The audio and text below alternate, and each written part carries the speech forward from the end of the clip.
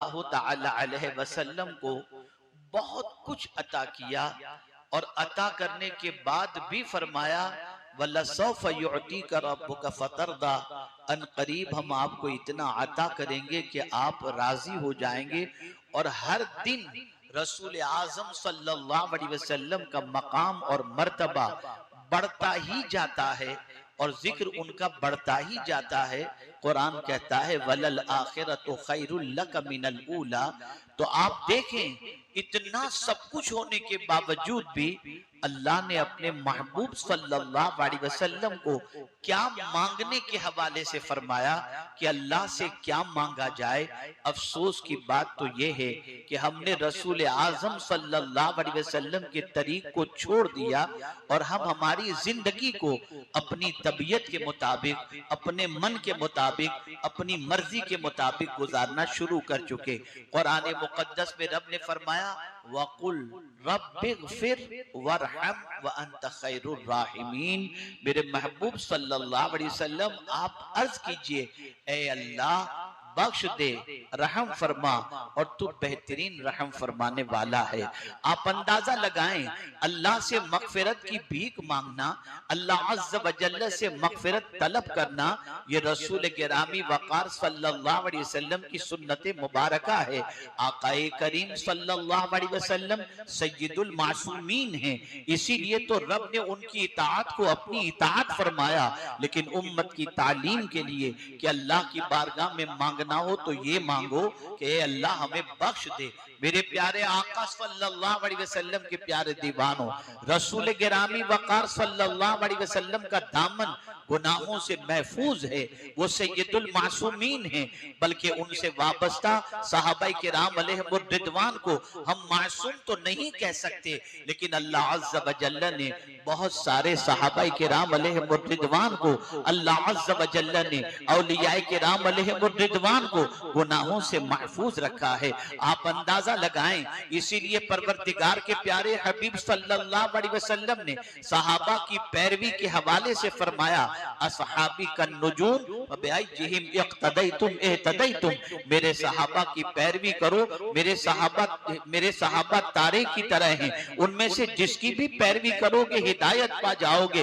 लेकिन आप अंदाजा लगाएं अगर सहाबा को फिक्र थी तो एक ही बात की फिक्र थी कि परवरदिगार बख्श दे, परवरदिगार मुआखिजा न फरमाए, परवरदिगार सवाल न पूछे। इसीलिए सैयदना सिद्दीक अकबर रज़ियल्लाहु मौला तबारक व तआला अन्हु इरशाद फरमाते हैं अगर कयामत के दिन रब्बे कदीर ने फरमा दिया कि मैंने सबको बख्श दिया सिवाय एक के, तो सिद्दीक अकबर फरमाते हैं मैं डरता हूं कि कहीं एक वो मैं ही ना हूं।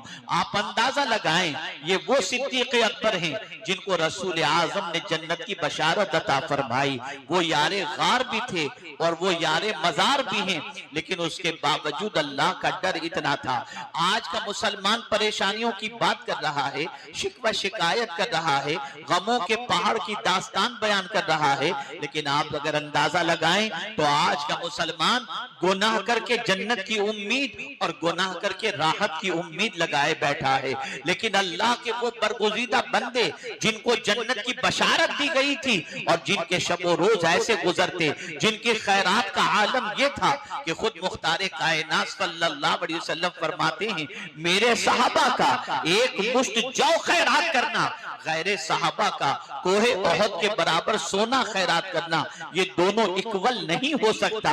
इतने पाकीज़ा थे, इतने अजीम थे, जिनकी तहारत के बारे में कुरान ने बयान फरमाया अल्लाहु अकबर लमस्जिदुन उस्सिसा अला तक़वा मिन अव्वल यौमिन अहक्कु अन तक़ूम फीही रिजालुन युहिब्बूना अन यतत्तहरू वल्लाहु युहिब्बुल मुत्तहिरीन। वो इतने पाक थे कि जिनकी पाकीज़गी की गवाही कुरान ने अता फरमाई। लेकिन रात गुजरती थी अल्लाह के डर के अंदर, सुबह होती थी अल्लाह के खौफ के अंदर, शाम होती थी अल्लाह के खौफ के अंदर, लम्हा लम्हा गुजरता था अल्लाह के डर के अंदर। यहाँ तक कि फारूक आजम रज़ियल्लाहु मौला तबारक व तआला अन्हु रात को रोजाना अपनी चटाई के नीचे से दुर्रा निकालते और अपने पैर पर मार कर इरशाद फरमाते, उमर बता आज के दिन तू अपने पैरों पर किस रास्ते पर चला था।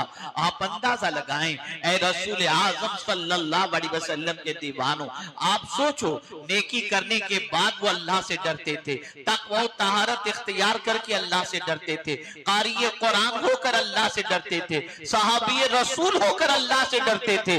और आज का मुसलमान गुनाह करके अल्लाह के खौफ से बेनियाज हो चुका है, अल्लाह की पकड़ को भूल चुका है, अल्लाह की गिरफ्त को भूल चुका है। आप हालात का जायजा लीजिए, वो कौन सा दिन है जिस दिन हम सुबह अखबार का मुताला करें और कोई अच्छी खबर मुसलमानों के हवाले से नजर आती हो, इलेक्ट्रॉनिक मीडिया हो या प्रिंट मीडिया हो, सिवाय तबाही की दास्तान के और कोई चीज नजर नहीं आती। लेकिन फिर भी मुसलमानों का हाल ये है, गुनाह नहीं छूट रहा, आवारगी नहीं छूट रही, बदकिरदारी नहीं छूट रही, बदअमली नहीं छूट रही। आज का मुसलमान रब की तरफ रुजू करने के लिए तैयार नहीं है, आज का मुसलमान परवरदिगार की तरफ माइल होने के लिए तैयार नहीं है, आज का मुसलमान अल्लाह की बारगाह में सर्ब सुजूद होने के लिए तैयार नहीं है, आज का मुसलमान गुनाहों को छोड़कर अल्लाह की इताअत की तरफ आने के लिए तैयार नहीं है। सुन लो, उस वक्त तक तुम्हारे हालात नहीं बदल सकते जब तक कि तुम खुद अपने आप को नहीं बदलोगे। तुम्हें बदलने की जरूरत है, हालात खुद ब खुद बदल जाएंगे।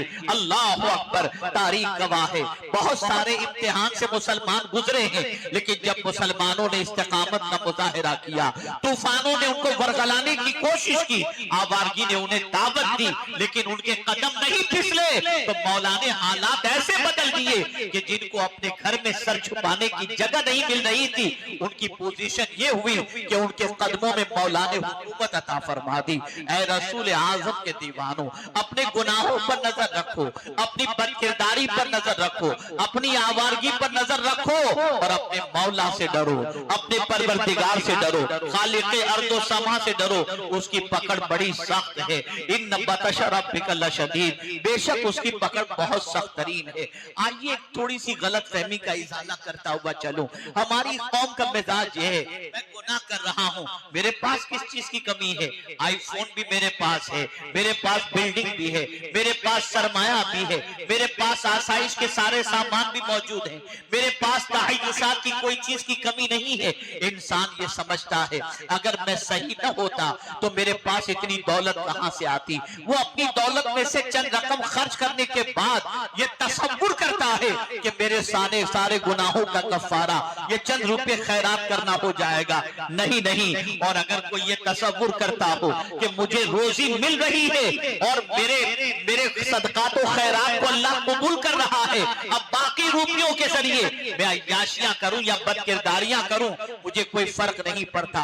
तो मेरा ये जुमला जहन के अंदर महफूज कर लो, अल्लाह जिससे मोहब्बत करता है उसे भी रिज्क देता है, और जिससे मोहब्बत नहीं करता उसे भी रिज्क देता है, लेकिन सजदे की तौफीक उसी को देता है जिससे मोहब्बत करता है।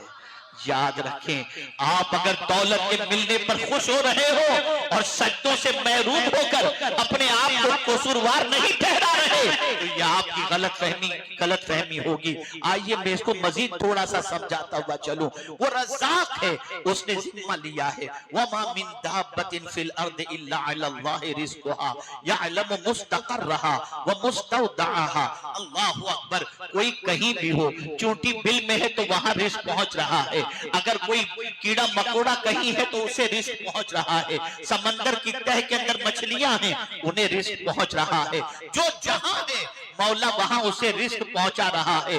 लेकिन यहाँ एक चीज आपको बता दूं, नाफरमानों को भी वो रिस्क देता है और फरमा बरदारों को भी रिस्क देता है। एक बहुत बड़ी गलत फहमी का आज इजाला करता हुआ चलूं, आप समझ लीजिए, एक मुर्गी है, उसे इंसान दाना देता है, उसके सामने रख देता है, मुर्गी दाना चुन लेती है, इसे भी रिस्क मिल रहा है। लेकिन साथ ही साथ अगर आप देखें तो एक चूहे को भी रिस्क मिलता है, लेकिन उसका मामला दूसरा होता है। उसको फंसाने के लिए चूहे के पिंजरे के अंदर रोटी रखी जाती है और फिर चूहा रिस्क की तलाश के अंदर वहां पहुंचता है, रोटी तो मिल जाती है लेकिन पिंजरे में कैद हो जाता है। तो गुनहगार को भी मौला रोजी तोता कर रहा है, लेकिन एक दिन जब उसकी पकड़ होगी तो दुनिया की कोई ताकत उसे बचा नहीं सकेगी। ऐ रसूल किरामी वक़ार सल्लल्लाहु अलैहि वसल्लम के दीवानों, इसलिए याद रखो हम सर के बालों से लेकर पैर के नाखून तक गुनाहों में डूबे हुए हैं। हमारा हर उठने वाला कदम बुराइयों की तरफ है, हमारी उठने वाली हर निगाहें आवारगी की तरफ है। लेकिन हमें अगर तौफीक नहीं मिल रही है तो अल्लाह की बारगाह में मगफिरत की तौफीक मांगने की नहीं मिल रही। हम दुआ करते हैं, गुनाह करके भी दुआ करते हैं, मौला और अता फरमा दे। गुनाह करके भी दुआ करते हैं, ए अल्लाह हमारी ये परेशानी दूर फरमा दे। गुनाह करने के बाद भी अल्लाह से मजीद नेमतों का सवाल करते हैं। लेकिन याद रखें, गुनाह करने के बाद गुनाह हो चुके हैं, दामन गुनाहों से आलूदा है, उसकी बारगाह में मगफिरत की भीख मांगो, उसकी बारगाह में बख्शिश की भीख मांगो। ऐ रसूल आज़म सल्लल्लाहु अलैहि वसल्लम के दीवानों, अगर कोई नेकोकार भी है जिसके दामन में नेकियों का अंबार है, उसके बावजूद भी वो अपनी नेकियों को इस तरह से तसव्वुर न करे कि मेरी नेकियां मेरी नजात की जमानत है। इसलिए कि जो पैगंबर रहमत सल्लल्लाहु अलैहि वसल्लम खुद इरशाद फरमाते हो, मा अबदना का हक इबादतिक, मुझसे तेरी इबादत का हक अदा नहीं हुआ। आप अंदाजा लगाएं ऐ रसूल आजम के दीवानों, हम अगर सजदे कर रहे हो, हम अगर तहज्जुद गुजार हो, हम कायमुल लैल हो, हम साइमुन नहार हो, हम कुरान की तिलावत में सुबह शाम गुजार रहे हो, और हम ये समझें कि हमें कोई जन्नत में जाने से नहीं रोक सकता, तो सुन लो ऐ रसूल आज़म सल्लल्लाहु अलैहि वसल्लम के दीवानों, अपनी नेकियों पर कभी भरोसा न करना, अपनी नेकियों पर कभी तवक्कुल न करना। यकीनन नेकियां करते रहो, इबादत करते रहो, इसलिए कि कल बरोज़े क़यामत एक बंदे को जब रब अपने फजल से जन्नत में दाखिल फरमाएगा तो वो बंदा यही तो अर्ज करेगा, मौला जन्नत में तेरे फजल से जा रहा हूँ, मैंने सजदे किए हैं, मैंने हज अदा किए हैं, मैंने उम्रा किए हैं, मैंने ज़कात दी है, ऐ मेरे करीम उसका सिला तो अता फरमा। मेरा मौला इरशाद फरमाएगा, इसकी एक आंख को निकालो, मीजान के पलड़े में रखो, एक पलड़े में उसकी आंख रखो और दूसरे पलड़े में उसकी जिंदगी की सारी नेकियां रखो। अल्लाह अकबर, जिंदगी की सारी नेकियों को मीजान के एक पलड़े में रख दिया जाएगा और दूसरे पलड़े में एक आंख रखी जाएगी, तो एक आंख की नेमत का शुक्र भी उसकी जिंदगी के सारे सजदे अदा नहीं कर सकेंगे। फिर मेरा करीम फरमाएगा, अब मेरा अदल ये है, इसे जहन्नम में डाल दो। वो बंदा अर्ज करेगा, मौला बस तेरे फजल की जरूरत है, वरना मेरे सजदे इस लायक नहीं कि तेरी एक नेमत का भी सही मानों में हक अदा कर सके या शुक्र अदा कर सके। तो याद रखें, अपनी नेकियों पर भरोसा न करना, अपनी नेकियों पर तकिया न करना, बल्कि अल्लाह के फजल पर भरोसा करो, नेकी करके डरते रहो। एक बड़ा प्यारा वाकया मैं आपकी समाअतों के हवाले करूं ताकि आप महसूस कर सकें। बहुत सारे हमारे नेक भाई यहाँ मौजूद हैं, इबादत गुजार मौजूद हैं, परहेजगार मौजूद हैं। थोड़ी सी इस्लाह होती हुई चले, इस्लाह में करता हुआ चलूं ताकि आप महसूस कर सकें। एक अल्लाह वाले थे, नेक थे, बड़े परहेजगार थे, उनका काम था कपड़ा बुनने का। अल्लाह अकबर, उन्होंने बेहतरीन कपड़ा तैयार किया, बाजार में बेहतरीन जब कपड़ा उन्होंने तैयार कर लिया, उन्होंने ये सोच के तैयार किया कि ये कपड़ा मैंने बहुत अच्छा तैयार किया है, शहर के बड़े ताजिर को बेचूंगा, अच्छी कीमत मुझे मिलेगी। बेहतरीन कपड़ा तैयार करने के बाद जब ताजिर के पास पहुंचे तो शहर के बड़े ताजिर ने जब उस कपड़े को देखा तो देखकर उस अल्लाह वाले से कहने लगा, बाबा कपड़े में तो काफी नक्श है, ये धागा इधर नहीं होना चाहिए, ये कलर इधर नहीं होना चाहिए, इस कलर का धागा इधर नहीं होना चाहिए। ये गलतियां निकालना उसने शुरू की। जैसे ही उसने गलती निकालनी शुरू की, बुजुर्ग की आंखों से आंसू जारी हो गए। अल्लाह अकबर, जब वो बुजुर्ग रोने लगे तो उस ताजिर ने कहा, बाबा गम न करें, आपका कपड़ा मैं खरीद लूंगा, आप क्यों घबरा रहे हैं? मैं आपका कपड़ा खरीदने से इनकार नहीं करता, मैं तो सिर्फ इसलिए आपको बता रहा हूं ताकि दोबारा जब आप कपड़ा बनाएं तो इन चीजों का ख्याल रखें। अब वो अल्लाह वाले जवाब में इरशाद फरमाते हैं, ऐ ताजिर, तेरे न खरीदने और खरीदने के सबब से मैं नहीं रो रहा, मैं तो सिर्फ इसलिए रो रहा हूं कि मैंने तो अपने गुमान के अंदर कपड़ा बहुत अच्छा बनाया था, लेकिन जांचने वाला जब तेरे जैसा माहिर निकला तो हजारों ऐब उसने निकाल दिए। तो सजदे मैंने बहुत किए हैं, जांचने वाला खुदा है। अगर कयामत में वो मेरे सजदों को जांच ले और कह दे तेरे सजदे में ये कमी है, तो मेरा कयामत में क्या होगा? आप अंदाजा लगाएं, ये अल्लाह वालों की सोच हुआ करती थी। वो इबादत करके डरते थे, वो रियाजत करके डरते थे, वो तकवा करके डरते थे, वो तिलावत करके डरते थे। और आज का मुसलमान गुनाह करके बेखौफ हो गया। आज का मुसलमान आवारगी करके अल्लाह से माफी मांगने को तैयार नहीं है। ऐ रसूल आजम के दीवानों, याद रखें, कुरान कहता है अल्लाह की बारगाह में माफी मांगा करो, अल्लाह से मगफिरत की भीख मांगा करो।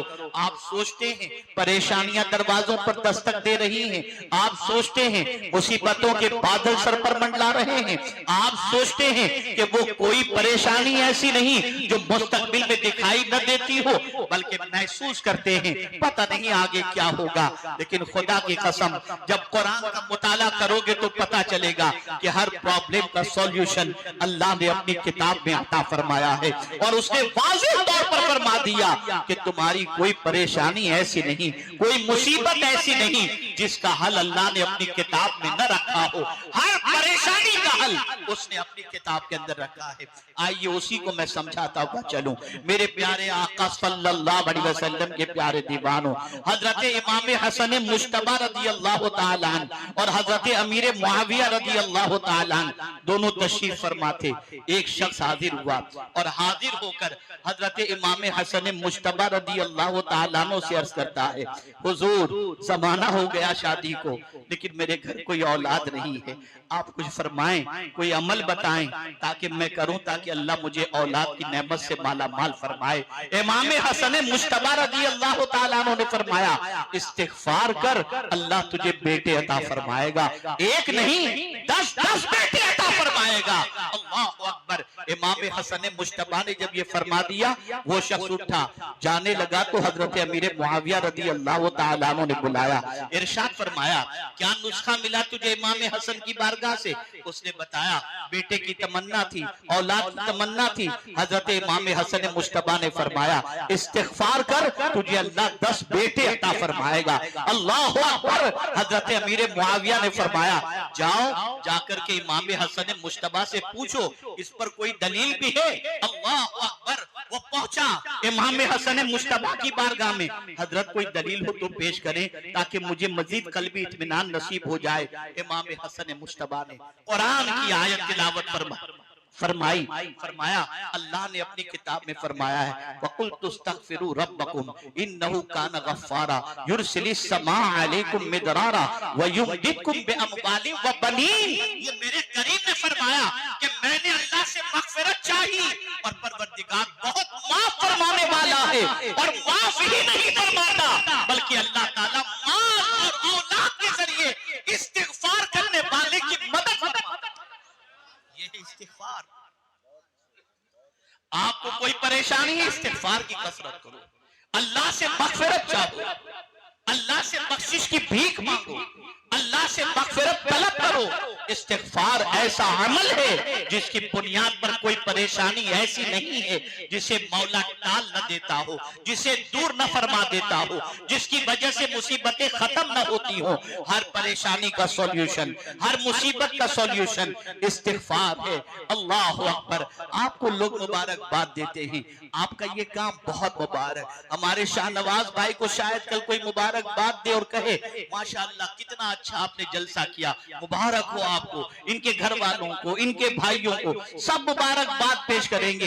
लेकिन मैं आपको बताऊं, मेरे उस्ताद गिरामी हजरत अल्लामा मुजीबुर रहमान साहब किबला यहाँ पर तशरीफ फरमा है। मैं बड़े जमाने के बाद आज हजरत के सामने लब कुशाई की जसारत कर रहा हूँ। इनकी बारगाह में बैठ कर जान अदब कहकर मैंने जो है बहुत कुछ सीखा है, और मेरे ये इब्तिदाई उस्तादों में से, मेरी उस्तादों में से हैं। मेरी खुशनसीबी है कि आज इनके सामने मैं कुछ मारूजात पेश कर रहा हूँ। ऐ रसूल आज़म सल्लल्लाहु अलैहि वसल्लम के दीवानों, लोग एक दूसरे को मुबारकबाद देते हैं, ये मुबारक ये मुबारक। बहुत सारे लोग तो शादी में जाते हैं, अच्छा उन्हें नहीं लगता, फिर भी कहते हैं मुबारक हो आपको, माशाल्लाह बहुत अच्छा लगा। अब वो दिल से कह रहे हैं कि ऊपर से कह रहे नहीं मालूम, लेकिन मुबारकबाद देते नजर आते हैं। दुकान ली, अंदर से जल रही कि इतनी तरक्की कैसे की, मुबारक हो आपकी दुकान का। ये सारे मामला होते रहते हैं।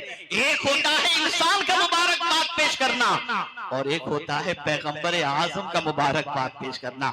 आइए हम सुनते हैं रसूल आजम की ज़बानी, रसूल आजम ने किसको मुबारकबाद पेश फरमाई, किसको सरकार ने बशारत अता फरमाई, किसको रसूल आजम ने खुशखबरी अता फरमाई, किसको पैगंबर रहमत सल्लल्लाहु अलैहि वसल्लम ने मुबारकबाद अता फरमाई। ये नहीं फरमाया जिसके पास बहुत माल हो मुबारक हो उसे, बल्कि फरमाया तूबा लिमन वुजिद फी सहीफतिही इस्तिगफारन कसीरा, मुबारक हो उसको जिसके सहीफे के अंदर अल्लाह अज़्ज़ व जल्ल की बारगाह के अंदर जब उसका सहीफा पेश किया जाए तो उसके सहीफे में उसने पाया, क्या पाया, इस्तिगफार की कसरत। जिसके दफ्तर में नामे आमाल के अंदर इस्तिगफार की कसरत हो, हुजूर उसे मुबारकबाद पेश फरमा रहे हैं, उसे मुबारकबाद। लेकिन हमारा हाल यह है कि एक बार भी अस्तगफिरुल्लाह कहने के लिए तैयार नहीं, एक बार भी अल्लाह से माफी मांगने को तैयार नहीं। ठोकर लग जाए किसी को तो कहते दिन माफ करना, और अल्लाह के इरशाद के खिलाफ पूरी जिंदगी गुजार कर अल्लाह से माफी मांगने को तैयार नहीं, अल्लाह से मग़फ़िरत की भीख मांगने को तैयार नहीं, अल्लाह से बख्शिश की भीख मांगने के लिए तैयार नहीं। ऐ रसूल आज़म सल्लल्लाहु अलैहि वसल्लम के दीवानों, दुनिया का इंसान तो ये कहता हुआ दिखाई देगा कि एक बार माफ करता हूं, दोबारा माफ नहीं करूंगा। अगर किसी को आपने सताया, किसी को आपने तकलीफ दी, बीवी का मामला ले लीजिए, शौहर से गिड़गिड़ाएगी मुझे माफ कर दीजिए, एक बार माफ करता हूं फिर नहीं करूंगा। सास कहेगी एक बार माफ करती हूं दोबारा नहीं करूंगी, आइंदा गलती न हो। लेकिन मेरे करीम तेरी अजमतों पर कुर्बान, दिन में सैकड़ों गुनाह करने के बाद जब जब माफी मांगो वो माफ कर देता है, और फरिश्तों से फरमाता है मेरे फरिश्तों ये मेरा बंदा जो मुझसे माफी मांग रहा है, जानते हो वो जानता है कि मैं माफ करने वाला हूं, तभी तो माफी मांग रहा है, गवाह हो जाओ मैंने इसको माफ कर दिया। ऐ रसूल आज़म सल्लल्लाहु अलैहि वसल्लम के दीवानों, इस्तिग़फ़ार की कसरत करो, मग़फ़िरत की भीख मांगो अल्लाह की बारगाह में, सुबह शाम इस्तिग़फ़ार की कसरत करो। आज बाबाओं का दौर चल रहा है, आज लोग न जाने मर्द और ख़वातीन अपनी आबरूओं को और अपनी दौलत को ढोंगी बाबाओं के पास जाकर के लुटाते नजर आते हैं, जिनकी रात न इबादत में गुजरती नजर आती है, न जो फराइज के पाबंद नजर आते हैं। अल-इयाज़ु बिल्लाह। आओ मैं तुम्हें बताऊं, जो अल्लाह वाले होते हैं वो रात को क्या करते हैं, उनकी रात कैसी होती है। तो कुरान कहता है वल मुस्तगफिरीन बिल असहार, वो सहरी के वक्त अपने रब से मग़फ़िरत की भीख मांगते होते हैं, रात के वक्त अल्लाह की बारगाह में इस्तिग़फ़ार करते होते हैं। और आज हमारे नौजवानों की रातें गंदी पिक्चरों को देखने में गुजरती हैं। आज हमारे नौजवानों का दिन आवारगी में गुजरता हुआ नजर आता है, गुनाह करके भी मुस्कुराते नजर आते हैं, गुनाह करके भी कहे लगाते नजर आते हैं, गुनाह करके भी अपने आप को मुतमईन महसूस करते नजर आते हैं। मांगो अल्लाह से मग़फ़िरत की भीख, इस्तिग़फ़ार की कसरत करो, और हमारी मग़फ़िरत की फिक्र, हमारी मग़फ़िरत का ख्याल कितना है कि अल्लाह हमें बख्श दे किसी सूरत। अल्लाह के रसूल सल्लल्लाहु अलैहि वसल्लम को भी यही फिक्र लाहिक कि हमारी बख्शिश हो जाए, मासूम फरिश्तों को भी यही फिक्र कि हमारी बख्शिश हो जाए। इसीलिए जो हामिलीन अर्श फरिश्ते हैं वो भी मोमिनों के लिए मग़फ़िरत की दुआ करते हैं, वो भी मोमिनों के लिए मग़फ़िरत की दुआ करते हैं।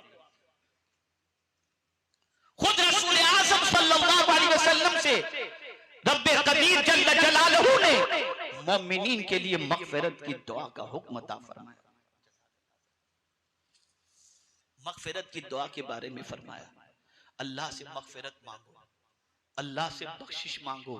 इसीलिए उस्ताद ज़मन ने बहुत अच्छा शेर कहा है, पूरी हमदे बारी ताला ही इतनी अजीम है जिसकी कोई इंतहा नहीं, लेकिन कुर्बान जाइए उनके इस शेर पर, बेसबब बख्श दे न पूछ अमल, बेसबब बख्श दे न पूछ अमल, नाम गफ्फार है तेरा यार, नाम गफ्फार है तेरा यार। आप अंदाजा लगाएं, मगफिरत की भीख मांगो अपने करीम से। इसलिए याद रखें कि अल्लाह वालों के पास जाएं तो वहां भी मगफिरत की दुआ कराओ।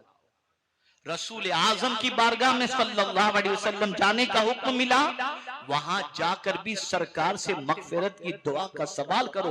वलो अन्नहुम इज़्ज़लमू अनफुसहुम जाऊका फस्तगफिरुल्लाह वस्तगफर लहुमुर रसूल लवजदुल्लाह तव्वाबर रहीमा। हम तो जहां जाते हैं वहां दुनिया दुनिया दुनिया, मदीने गए तो भी दुनिया, मक्का मुकर्रमा पहुंचे तो दुनिया, गौसे पाक की बारगाह में पहुंचे तो दुनिया, गरीब नवाज की बारगाह में पहुंचे तो दुनिया। मैंने जब गौसे पाक के मदीने मुनव्वरा की हाजरी में बारगाह रसूल सल्लल्लाहु अलैहि वसल्लम में दुआ का तस्करा मैंने जब पढ़ा तो मेरी अक्ल तंग रह गई। मुवाजी अक़दस के सामने खड़े होकर गौसे पाक अर्ज करते हैं, अल्लाहुम्मा मग़फ़िर बिहक़्क़ि नबी जी का सय्यदना मोहम्मद, वो गौसे पाक जो शिकम में मादर से बली बनकर के जलवागर हुए और मां के पेट से 17 पारे के हाफिज पैदा हुए, वो भी बारगाहे रसूल के अंदर पहुंचकर मगफिरत की भीख मांगते नजर आते हैं। मुसलमानों, क्या सीखा है हमने? हमारे दिलो दिमाग पर दुनिया इतनी छा गई, फना होने वाली दुनिया, गुनाहों की मोहब्बत, आवारगी की मोहब्बत इतनी बैठ चुकी है कि हम भूल चुके हैं कि एक न एक दिन अल्लाह की बारगाह में हाजिर होना है और हमारे एक एक किए का जवाब ये कान से पूछा जाएगा, आंख से पूछा जाएगा, दिल से पूछा जाएगा। इन्ना समअ वल बसर वल फुआद कुल्लु उलाइका काना अन्हु मसऊला। आज जो चाहो कर लो, लेकिन इन सारी चीजों से कयामत में सवाल होगा और जवाब देना पड़ेगा। चूंकि आज का जलसा इसाले सवाब से मुताल्लिक है, इसलिए मैंने इस मौजू का इंतखाब भी किया कि औलाद की तरफ से खास तौर पर शाह नवाज शेख, उनके बिरादरान और उनकी पूरी फैमिली, जो मैं अर्ज करने जा रहा हूं इसे जहन के अंदर महफूज कर। औलाद की तरफ से माँ बाप के लिए सबसे बड़ा तोहफा क्या है? तो फरमाया गया, औलाद की तरफ से माँ बाप के लिए सबसे बड़ा तोहफा उनके लिए मगफिरत की दुआ करना है। बल्कि इमामुल मुतकल्लिमीन अल्लामा नकी अली खान अलैहि रहमत व रिज़वा अपनी किताब के अंदर एक हदीस मुबारका नक्ल फरमाते हैं और फरमाते हैं कि जो शख्स हर नमाज के बाद अपने माँ बाप के लिए मगफिरत की दुआ न करे, अल्लाह उसकी नमाज को कबूल नहीं फरमाता।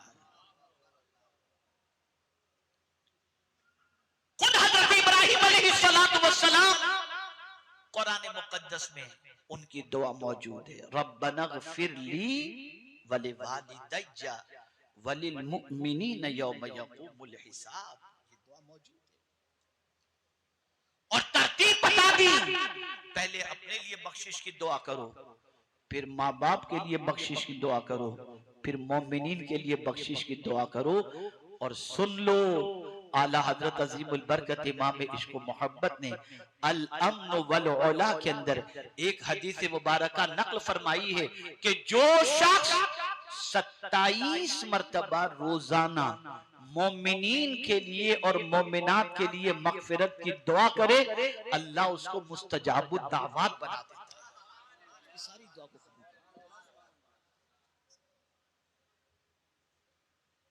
बख्शिश मांगो, अल्लाह से मगफिरत की भीख मांगो, अपने लिए भी मांगो और जो पहले गुजर चुके मोमिनीन उनके लिए भी। लोग कहते हैं ना कि मरने के बाद किसी की दुआ किसी को काम नहीं आती, नादान है वो लोग। अगर काम ना आती किसी के लिए दुआ, तो फिर ये दुआ क्यों कुरान में आती? रब्बना इग़फिर लना व लिइख़वानिना अल्लज़ीना सबक़ूना बिल ईमान। तो अगर किसी कोई जिंदा किसी मुर्दे के लिए बख्शिश की दुआ करता है तो ये दुआ काम आती है। अल्लाह ताला उस दुआ की बरकत से मरहूम की मग़फ़िरत फरमाता है। और ये न तसव्वुर किया जाए कि माँ बाप की खिदमत जब तक वो जमीन के ऊपर थे और नजर आते थे तब तक के ही उनका हक है। आला हजरत अजीमुल बरकत ने माँ बाप के इंतकाल के बाद उनके 12 हुकूक का तज़किरा फरमाया। उनमें से एक हक ये भी कि जीते जी जो चीज माँ बाप को पसंद थी उनके इंतकाल के बाद भी तुम उसी चीज को पसंद करते हुए जिंदगी गुजारो। हफ्ते में 2 मरतबा जहां रसूल आजम सल्लल्लाहु अलैहि वसल्लम की बारगाह में उम्मत के आमाल पेश किए जाते हैं, ऐसे ही माँ बाप के सामने भी बच्चों के आमाल पेश किए जाते हैं। जिनके माँ बाप का इंतकाल हो गया उनके सामने भी माँ बाप जब अपने बच्चे के अच्छे आमाल देखते हैं तो कब्र में मुर्दों को खुशी खुशी दिखाते हैं, ये मेरे बच्चे के आमाल हैं। ये कोई न सोचे कि माँ बाप के इंतकाल के बाद जो चाहो करो, अब तो कोई टोक रोक करने वाला नहीं। उनको मरने के बाद तकलीफ न पहुंचाओ, उनको कब्र में राहत पहुंचाओ। मेरे प्यारे आका सल्लल्लाहु तआला अलैहि वसल्लम के प्यारे दीवानों, बहुत जरूरत है मग़फ़िरत की भीख मांगने की, बहुत जरूरत है अल्लाह से बख्शिश की दुआ करने की। खुद रसूल गिरामी वक़ार सल्लल्लाहु अलैहि वसल्लम अपनी उम्मत की तालीम के लिए इरशाद फरमाते हैं, मैं दिन में 70 मरतबा या 100 मरतबा अल्लाह की बारगाह में इस्तिग़फ़ार करता हूँ। ऐ रसूल आज़म सल्लल्लाहु अलैहि वसल्लम के दीवानों, इस्तिग़फ़ार की कसरत करो और याद रखो आक़ाए करीम सल्लल्लाहु अलैहि वसल्लम ने हर गम का इलाज, रिज़्क़ की तंगी का इलाज, मुसीबतों से नजात का इलाज रसूल आज़म ने फरमाया, मन लज़िमल इस्तिग़फ़ार, जिसने इस्तिग़फ़ार को लाज़िम पकड़ लिया अल्लाह उसका गम हल्का कर देता है, उसकी परेशानी दूर फरमा देता है और ऐसी जगह से रोज़ी अता करता है जहां उसका गुमान भी नहीं पहुंचता। तो इस्तिग़फ़ार को लाजिम पकड़ो। बस एक हदीस अर्ज करके मैं अपनी गुफ्तगू को खत्म करता हूं। ऐ रसूल आज़म सल्लल्लाहु अलैहि वसल्लम के दीवानों, मरने के बाद माँ बाप कब्र के अंदर परेशान होते हैं। मुर्दा माँ बाप हो या कोई भी, मरने के बाद मुर्दा कब्र के अंदर परेशान होता है। तवज्जो चाहूंगा, मुर्दा कब्र के अंदर परेशान होता है और इंतजार करता है। यह हदीस मुबारका के अंदर है जिसका मफहूम अर्ज करना हूं।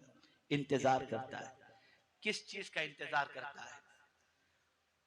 औलाद, दोस्त, रिश्तेदार, मोमिनीन उसके लिए मग़फ़िरत की दुआ करें, इसका मुर्दा इंतजार करता है। और जब कोई उस मुर्दे के लिए मग़फ़िरत की दुआ करता है तो फरिश्ते उस तोहफे को लेकर मुर्दे के अंदर तकसीम करते हैं और अल्लाह ताला उन फरिश्तों के जरिए उनकी कब्र के अंदर नूरानियत अता फरमा देता है। एक मुर्दे के लिए सबसे अहम चीज है कि उसके लिए मग़फ़िरत की दुआ की जाए। आक़ाए करीम सल्लल्लाहु अलैहि वसल्लम फरमाते हैं, कल बरोज़े क़यामत एक शख्स के दर्जे को मौला बुलंद फरमाएगा। वो शख्स मौला की बारगाह में अर्ज करेगा, मेरे करीम, मेरी नेकियां तो ऐसी न थी कि मेरे दर्जे बुलंद किए जाते, आखिर मेरा दर्जा बुलंद करने की वजह और सबब क्या है? रब इरशाद फरमाएगा, तेरी नेक औलाद तेरी मग़फ़िरत की दुआ कर रही है जिससे हम तेरे दर्जे को बुलंद कर रहे हैं। माँ बाप के लिए मग़फ़िरत की दुआ करो। कोई ऐसा काम न करो जिससे माँ बाप के क़ल्ब को तकलीफ पहुंचे। आज का ये अज़ीमुश्शान जलसा हमारे शाहनवाज भाई और उनके भाइयों ने जो मुनक़्क़िद किया है, यकीनन जितना भी ज़िक्र इलाही हुआ, जितना भी ज़िक्र रसूल सल्लल्लाहु अलैहि वसल्लम हुआ, आज उनके वालिदैन की कब्र के अंदर उन्हें राहत नसीब हो रही होगी कि हमारे इस सारे सवाब के लिए हमारे बच्चों ने अल्लाह और उसके रसूल के जिक्र की महफिल सजाई। इसलिए याद रखो, अपने माँ बाप के लिए अगर तुम इंतजाम करोगे अल्लाह और उसके रसूल के जिक्र का, और उनके लिए तुम इस्तिग़फ़ार करोगे, तो तुम्हारे मरने के बाद तुम्हारी औलाद भी तुम्हारे लिए मग़फ़िरत की दुआ करेगी। मेरे प्यारे आका सल्लल्लाहु अलैहि वसल्लम के प्यारे दीवानों, इसी तरीके से ख़वातीन इस्लाम से भी गुजारिश है कि वो भी मग़फ़िरत की दुआएं करती रहें। वो सोचें और अंदाजा लगाएं। आकाए करीम सल्लल्लाहु अलैहि वसल्लम इरशाद फरमाते हैं, मैंने जहन्नम में सबसे ज्यादा औरतों को देखा। सबब पूछा गया, क्या वजह के जहन्नम में औरतें सबसे ज्यादा नजर आईं? आकाए करीम सल्लल्लाहु अलैहि वसल्लम ने इरशाद फरमाया, वजह ये कि नाशुक्री, अगर उनका शौहर 100 बातें उनकी माने और उनकी ख्वाहिश पूरी करे, और एक बात अगर नहीं मानता या एक ख्वाहिश पूरी नहीं करता, तो बीवी ये कहती हुई दिखाई देती, आज तक तुमने हमारे लिए क्या किया है? कुछ तो किया नहीं। ये नाशुक्री उनके जहन्नम में जाने का सबब बनेगी। इसलिए इस्तिग़फ़ार करो, अल्लाह से मग़फ़िरत की भीख मांगो, अल्लाह अज़्ज़ व जल्ल से इस्तिग़फ़ार की कसरत करके अल्लाह को राजी करने की कोशिश करो। आज तक किए हुए गुनाहों से माफी मांगो, और याद रखो अल्लाह को माफी मांगने वाला बहुत पसंद है, बेपनाह पसंद है। तौबा करने वाला बंदा उसे बहुत पसंद है। इसीलिए मेरा रब फरमाता है, इन्नल्लाह युहिब्बुत तव्वाबीन व युहिब्बुल मुतत्तहिरीन, कि बेशक अल्लाह तौबा करने वाले और पाक रहने वालों से मोहब्बत फरमाता है। दामन पर लगे हुए गुनाहों के धब्बों को मिटाना है तो इस्तिग़फ़ार करो। रिज़्क़ में कुशादगी चाहते हो, इस्तिग़फ़ार करो। अल्लाह की तरफ से नेक औलाद चाहते हो, इस्तिग़फ़ार करो। माल की कसरत चाहते हो, इस्तिग़फ़ार करो। कहत के जमाने के अंदर बारिश चाहते हो, इस्तिग़फ़ार करो। ताकत चाहते हो, इस्तिग़फ़ार करो। ये सारी चीजों के हवाले से कुरान मुक़द्दस में सराहत के साथ मौजूद है। इसलिए मेरे प्यारे आका सल्लल्लाहु अलैहि वसल्लम के प्यारे दीवानों, अल्लाह की बारगाह में मग़फ़िरत की भीख मांगे, इस्तिग़फ़ार करें, और ये बात भी खास तौर पर ज़हन के अंदर महफूज कर लें, मेरा रब वादा खिलाफी नहीं फरमाता। इन्ना वअदल्लाहि हक़, बेशक अल्लाह का वादा सच्चा है। इन्नल्लाह ला युख़लिफ़ुल मिआद, बेशक अल्लाह वादा खिलाफी नहीं फरमाता। वो अगर अपने बंदे से कहे, बंदे तुम मुझसे माफी मांग, और फिर वो माफ न करे, ऐसा नहीं होता। हाँ, बंदा दिल से माफी मांगे, मौला उसे माफ फरमा देता है, इसलिए कि वो वादा खिलाफी नहीं फरमाता। तो अल्लाह से सच्चे दिल से तौबा इस्तिग़फ़ार करें, माफी तलब करें, और आदत बना लें कि कम से कम रोजाना 100 मरतबा अल्लाह की बारगाह के अंदर इस्तिग़फ़ार करेंगे। अस्तग़फ़िरुल्लाह अस्तग़फ़िरुल्लाह अस्तग़फ़िरुल्लाह, ये पढ़ते रहेंगे, फिर आप देखिए दिल का जंग भी दूर हो जाएगा, और दिल की बेचैनी भी दूर हो जाएगी, दिल का कर्ब और इज़्तिराब भी दूर हो जाएगा, रोजी की तंगी भी दूर हो जाएगी, और इंशाअल्लाह अज़ीम अल्लाह ताला खैर कसीर अता फरमाएगा, और तमानियत क़ल्ब की दौलत से माला माल फरमाएगा। अल्लाह रब्बुल इज़्ज़त जल्ल जलालहू मरहुमा सगीरा सुगरा सगीरा हाँ, मरहुमा सगीरा खातून और मरहूम नजमुल हुदा शेख साहब को करवट करवट जन्नत के जलवे नसीब फरमाए, और उन दोनों की मग़फ़िरत फरमाए, और मोहम्मद जान बाबू शेख की भी अल्लाह ताला मग़फ़िरत फरमाए, और परवरदिगार जुमला मोमिनीन व मोमिनात की मग़फ़िरत फरमाए, और हम सब के वालिदैन की भी मग़फ़िरत फरमाए। वमा अलैना इल्लल बलागुल मुबीन। अस्सलामु अलैकुम व रहमतुल्लाहि।